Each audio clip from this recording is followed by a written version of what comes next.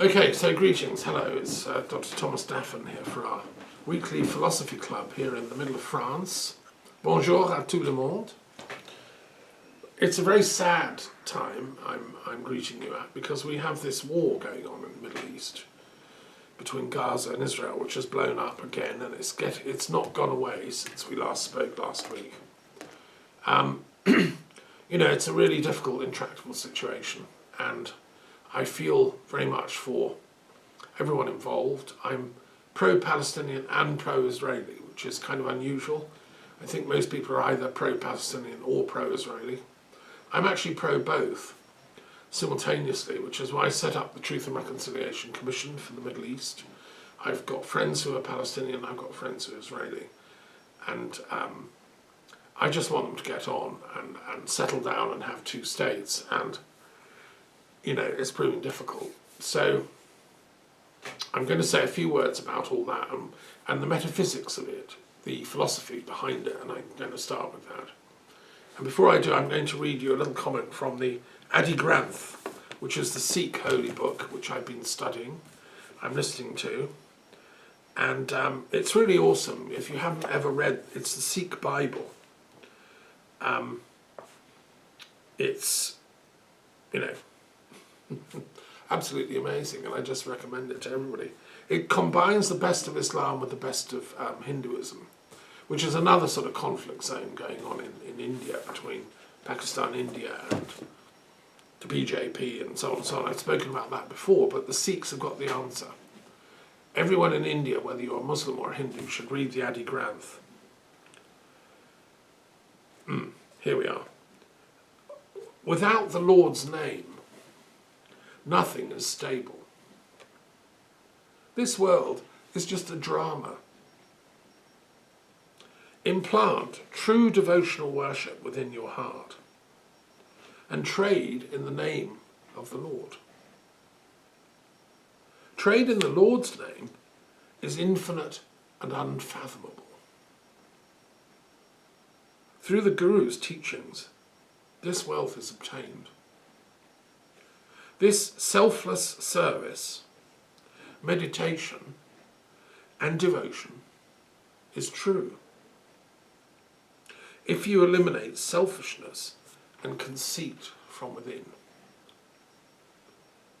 I am senseless, foolish, idiotic, and blind. But the true Guru has placed me on the path. O Nanak, the Gurmukhs are adorned with the Shabad.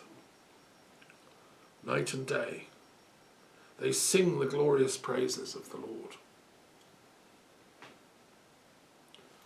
Okay, that's a little poem, a little tiny verse, of which there are thousands in the Adi Granth, and these are sung and chanted 24/7 in Amritsar, which is the world capital of the Sikhs. I've been there, and you go on pilgrimage across the lake, and you meet the guy who's trained how to sing these in the original Punjabi dialect, with a harmonium playing that gives him like a melody line. It's like chanting the Psalms in the Jewish and Christian world.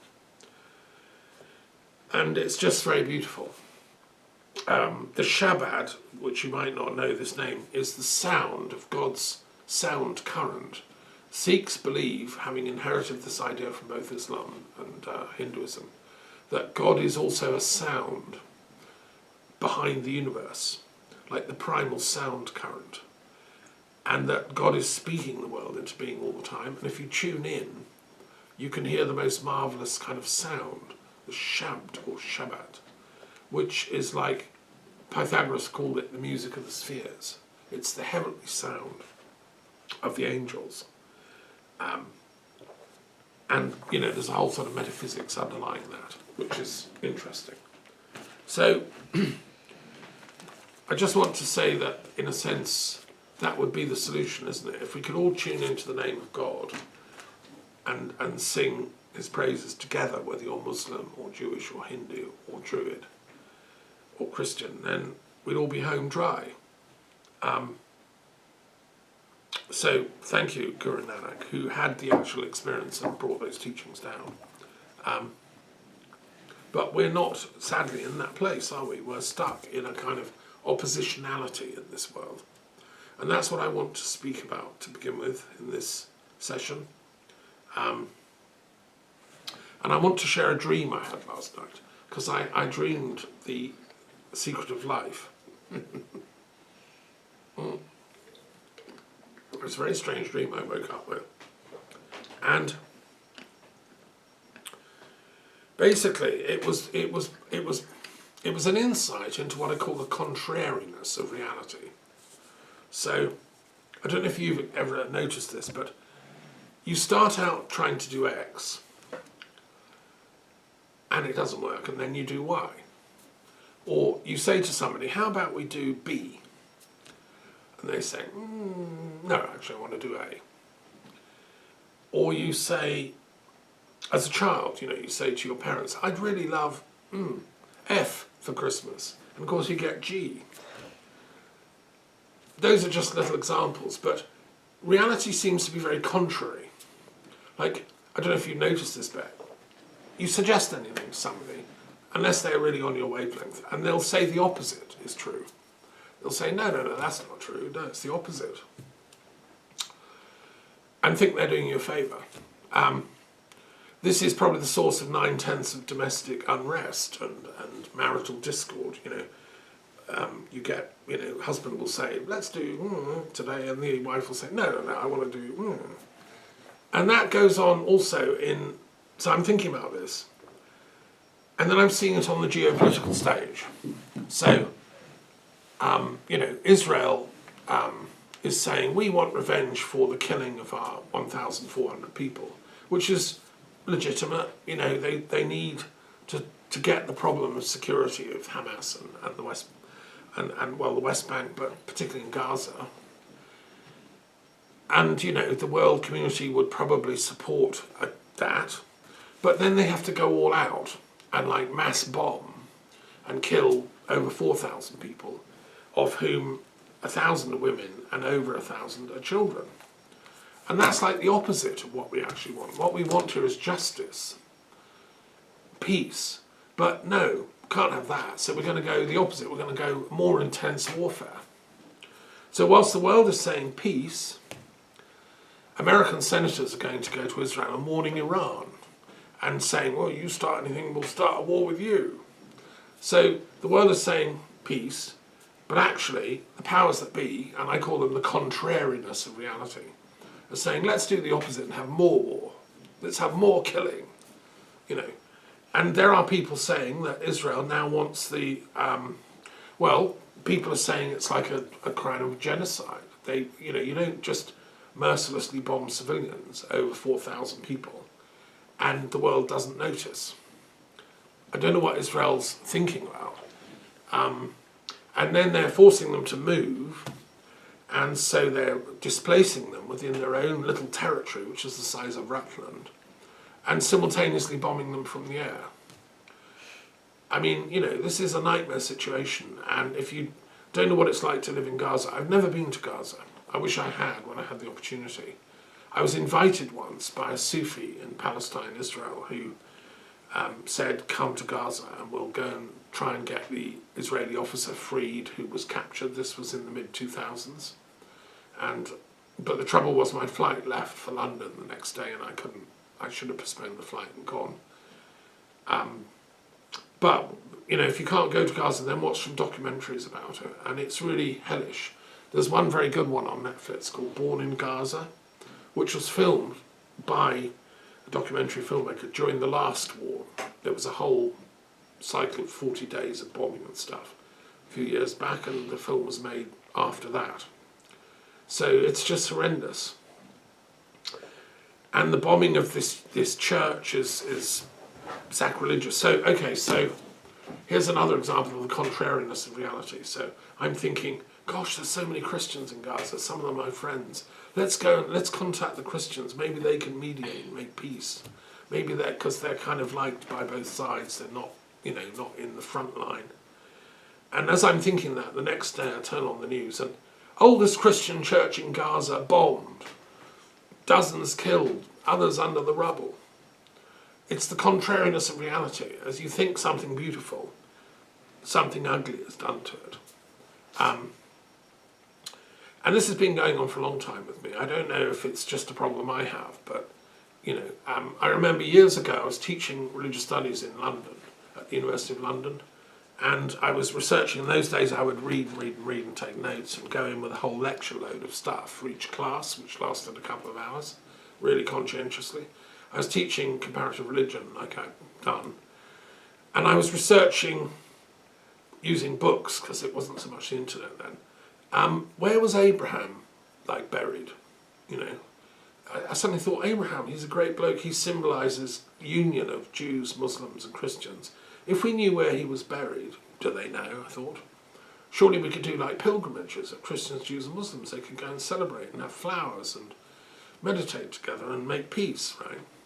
So I was researching and I discovered, okay, there is a cave just near Hebron, which is in the West Bank, and it's sacred to Jews and Muslims and Christians, and it's a holy site, and they think Abraham is buried there. What I haven't discovered is whether any archaeologists have ever explored the place and found any bones and carbon dated them. I presume the bones have all gone, I don't know. If you know any archaeologists in Israel, in Palestine, check them out. Anyway, I researched that, and I got really excited. I almost cried with joy. I thought, God, there's a tangible place we could do peace work, The next day, and I'm not making this up, a right-wing Israeli broke into the mosque at Hebron with a machine gun and shot dead dozens of Muslims at prayer, to make a political point. He was a terrorist. What? The very next day of my discovering this sacred place, he desecrated it in the name of some fantasy right-wing Zionist, let's kill all the Muslims. So there's the contrariness of reality at work, and just from my personal experience. I don't know if it happens to you. So, okay. So then I was musing on this, and in the dream it showed me that this is the way reality works, and it used to be called dialectic. So history proposes a certain thing, X, and then history moves on and proposes its opposite. So Hegel proposed this as a dialectical process. He cracked the code of logic underlying reality, right? And wrote millions of books about philosophy and explained what is dialectic, taking the idea from Socrates. And then Marx came along, who never met Hegel, studied him, pinched some of what he wanted and totally changed it, and said, Hegel, we'll pinch the concept of dialectic, but it's not about spirit at all, it's just about matter. So Hegel was condemned by Marx as an idealist, whereas Marx said, I'm real because I'm a materialist, and therefore that became the new thing. So that's an example of this contrariness at work, you see, which I kind of lament, but I laugh at it now because it's just so obvious. Let's take prophets. So one prophet comes along, Abraham or whoever, and then within a few generations another prophet comes along and says, he said this, but now I'm saying that. And then another prophet comes along, and so it goes on through history. So Moses comes along and says, he said that, but now I'm saying this. And then Jesus comes along and says, he said that, but I'm saying, this.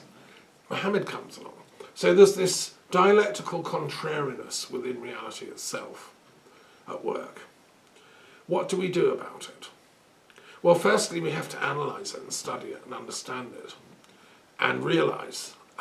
Now, Zoroaster was quite clever. He thought he could explain it because he said the Godhead, the Absolute, contains two polar opposites, goodness and evil. So God comes along, the good God comes along and says, let's all live in peace and harmony. I tell you what, we'll create a European Union of peace. We won't have borders. We'll be friendly. We can all travel and love each other. Along comes Brexit, and it's the opposite thesis, which is we hate Europe. We're going to leave it. It's terrible. It's corrupt. It's bureaucratic. So we're going to dismantle it. That's the contrariness of Brexit, right? And then Putin comes along big time and says, yeah, that Europe project, no, we're going to like attack it and smash it, and we hate it, we're going to like fight it. We're going to attack Ukraine and persecute them because they like it. So the good forces create something beautiful, and then the kind of contrary forces create a destruction. History is full of this. Like, the idea of multicultural sharing the space of countries was pretty established by the Enlightenment. You could be in France, Jewish, Christian, Protestant, Freemasonic. The idea that we're all French, we all belong to, and we have laws in common. And it doesn't matter what colour skin you are. If there were blacks coming in from Haiti or whatever, they were part of the French nation. Okay, that's the idea. But then Hitler comes along and says, no. If you're Jewish, you don't count. You get wiped out. You get killed off, massacred. That's the contrariness of history. So, firstly, let's study it, analyse it, and try and see if we can reconcile or synthesise. What Hegel said, I still think he's a much greater philosopher than Marx. He said, history is always looking for the synthesis between the two contrary forces. So let's take, there's the Hamas lot and the Israeli hardcore Zionist defence forces. They're like the contrary forces. It's a middle way somewhere. There's a common sense where diplomacy can sit them down. Because the way they're going is just total military confrontation, which is about ego. So Israel is saying, we'll smash completely Hamas, even if we have to kill every single last person in Gaza, seems to be how they're thinking. Because how do we know who's Hamas anyway? Let's just kill them all. Well, that's just immoral and mad. And I think there's a lot of emotion in that. I've heard interviews with Israeli officers saying that kind of stuff because they're so upset at the killing of 1,400 of their people. Well, that's the time when you step back and you let the diplomats and the people with cool, rational understanding, actually lead the process. And we just hope, as the British Foreign Minister James Cleverly said in Cairo yesterday, he seems quite a moderate and decent chap.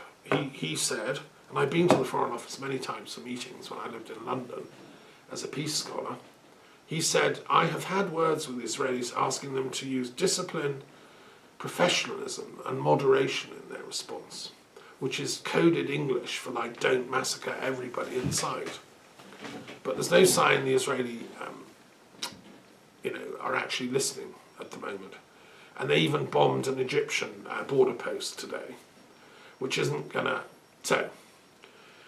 So anyway, I think what we're dealing with here is contrariness. It's somehow inbuilt into reality. But we have to sort of grow out of that and reach synthesis. And I agree with Hegel. He said we can only do that ultimately through love.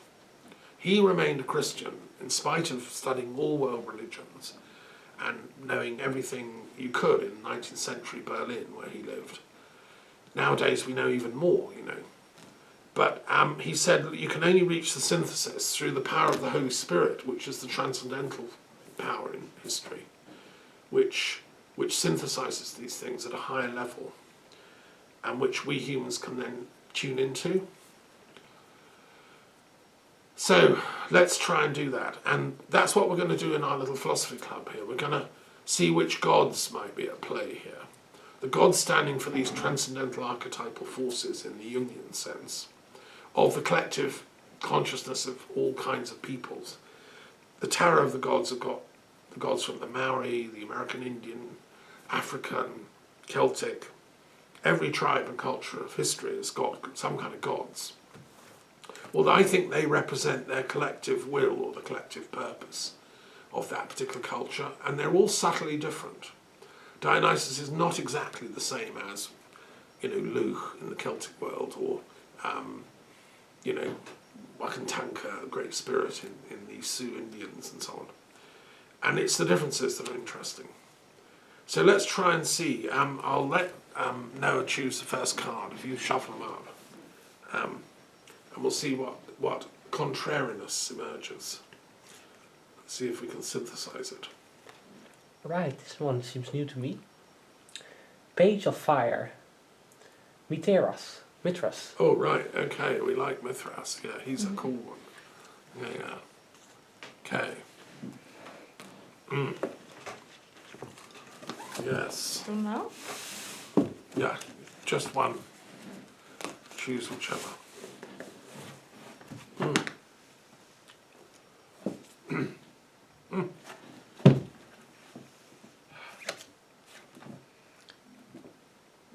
Ten Elohim. Oh, well, that's cool too. Very appropriate. Right. Okay, thank you very much. That's Melanie choosing. Okay, Madam and Noah. Right, so we've got two awesome deities here. In what way is their difference relevant to the conflicts that are going on in the world and in ourselves and in the Middle East and so on?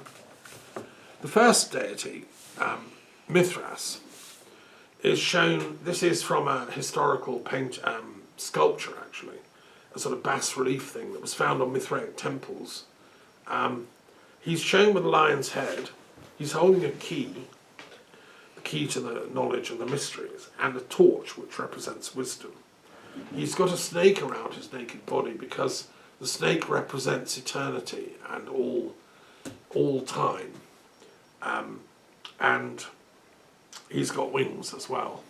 So when I mentioned Zoroastrian ideas of this eternal battle between Ahura Mazda, good, and evil, Ahriman, the Zoroastrians wondered, their philosophers and sages, they said, isn't there some other force that can reconcile them?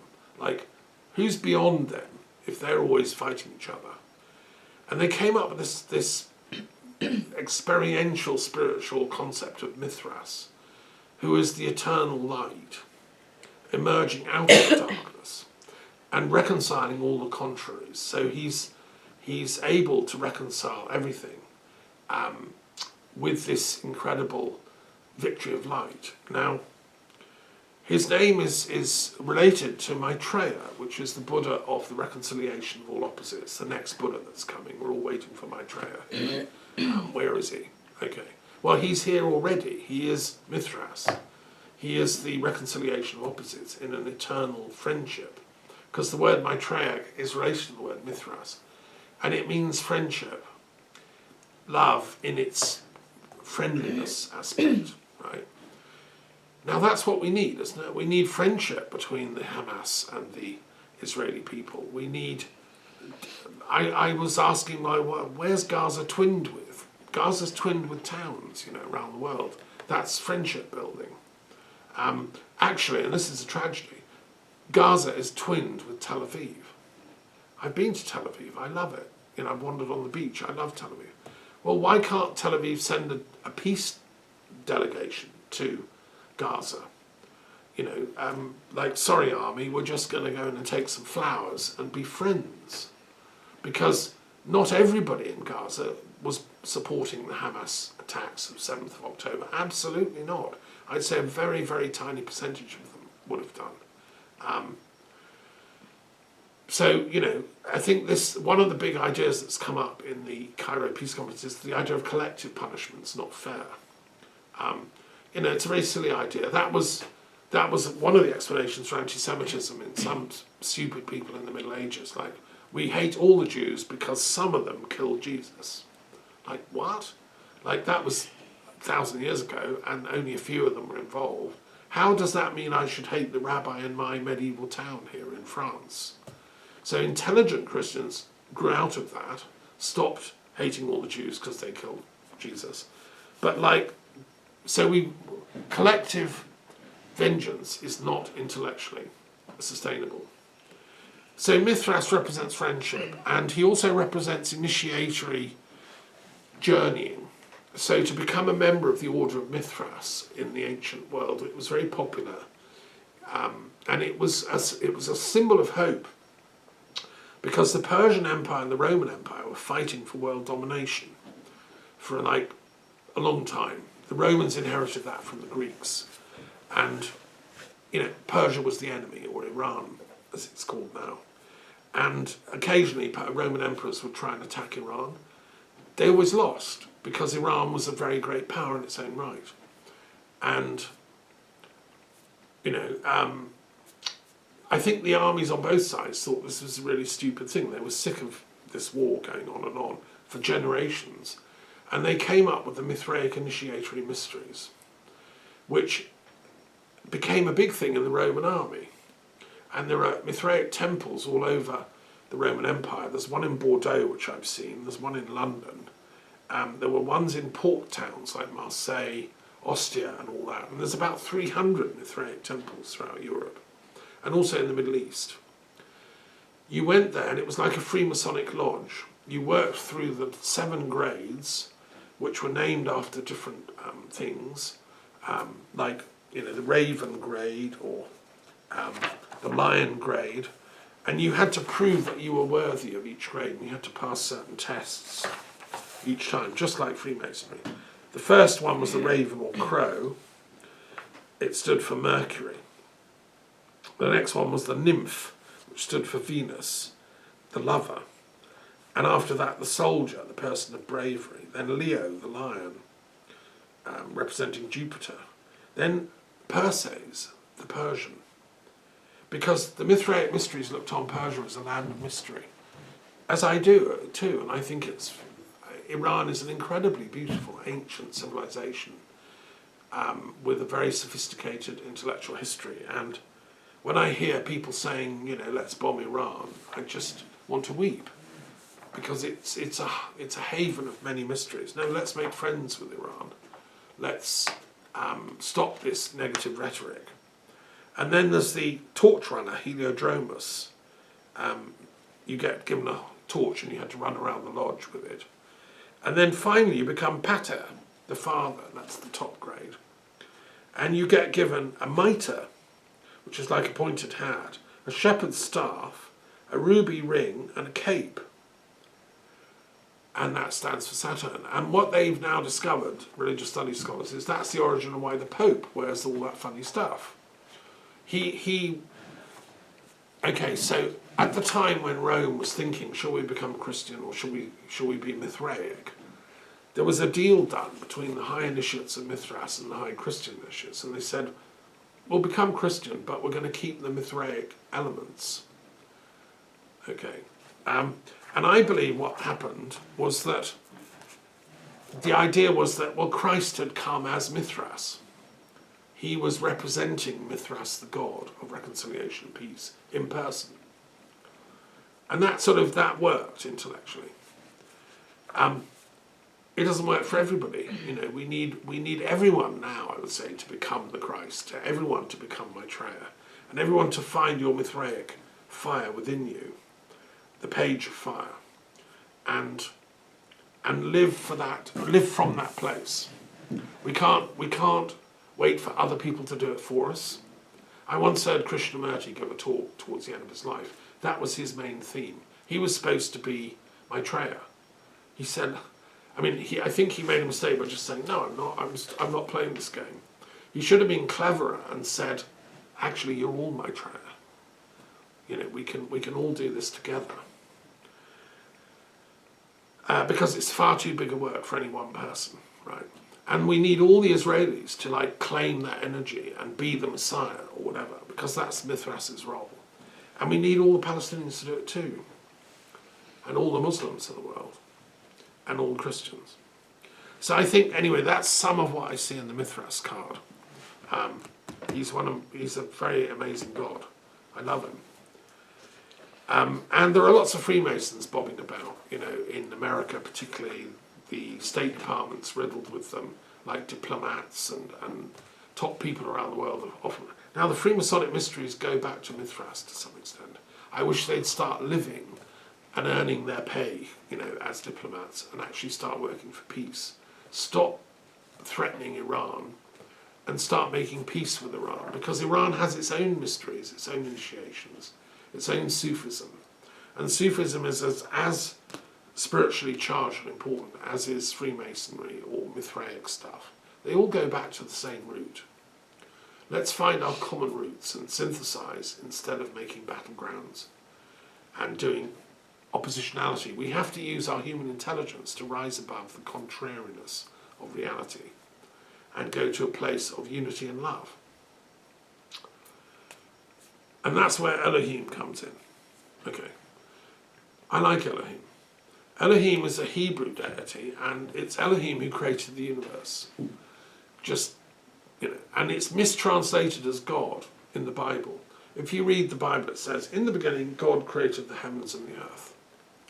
No, it was Elohim. That's the Hebrew, and please learn a bit of Hebrew and read the thing properly. The Elohim created the heavens and the earth. And the Elohim is plural. It's the gods. El, or Allah, is God, one God. Elohim is the plural ending. Okay, it's a giveaway. The answer to this whole problem is there on page 1 of the Bible. The gods and goddesses, because it's implicit, it's actually Elohim is also inclusive of the feminine. The Elohim created heaven and earth. And this is where wise Jews have studied this in detail. They've gone through every word, as I've done. And then they've learned the Kabbalah, which is the oral transmission from Abraham and Moses and, right back to our shamanic ancestors, which I've also been initiated into. It makes you see the Bible text in a much, much new way. And you certainly wouldn't use it to go and bash the other, the Palestinian or whatever, because Elohim created them too. Elohim created every race, every tribe, every nation to live in harmony, to be gardeners, to love this world, to love animals, to love each other. And why? Well, because we are all Elohim, actually. We seem to be different, but we're all one ultimate reality at this level, which is the place of Keter, the crown chakra, where we all come together in samadhi. It's the equivalent of the highest chakra in Buddhist and Hindu stuff is Keter, the crown chakra. And that's the place we're all supposed to be lighting up now. And recognizing that the Elohim is universal. It's everywhere. So Muhammad had his Elohim experiences. All his beautiful verses in the Quran, they came from Elohim too. He called it Allah. It's the same word. And of course he wasn't omniscient. He never claimed to be a Buddha. He never said, I am God. He downloaded the best he could at his time. And I've done in my commentary, which took me 10 years on the Quran, like a line-by-line commentary on, like which bits were showing better, harmony with the divine Elohim and which bits were slightly off, because occasionally prophets have off days. They let ego come in. And that's true of every single prophet, I think, who's ever lived on earth. So I would replace, instead of going to war in Gaza, I would suggest sending in a team of rabbis, very learned in the Kabbalah, Elohim studies, unarmed. And this is the most pious Jewish tradition I'm speaking from. These are the real Jews who want this. I've heard them saying, we don't want mass killings in Gaza. We don't even accept the Israeli state as a state with an army killing people. We want the kingdom of God, say these Jews. Okay then, please listen up, walk your talk. Knock on the gates of Gaza and say, I'm sorry what the state's doing. It's absolutely bonkers. We don't want anything to do with it. We want to talk to you about ultimate reality and Elohim studies. 10 of the most pious Jews, don't forget it says 10 Jews can save the world, the 10 pious ones. Okay, let's have these 10 pious ones turn up at the gates of Gaza and say, we're really sorry what's going on here. These crazy people of us, we don't know what they're doing. They're not following God's commands because they're killing children and women and all that. You weren't following God's commands when you let Hamas come out and kill 1,400 of us.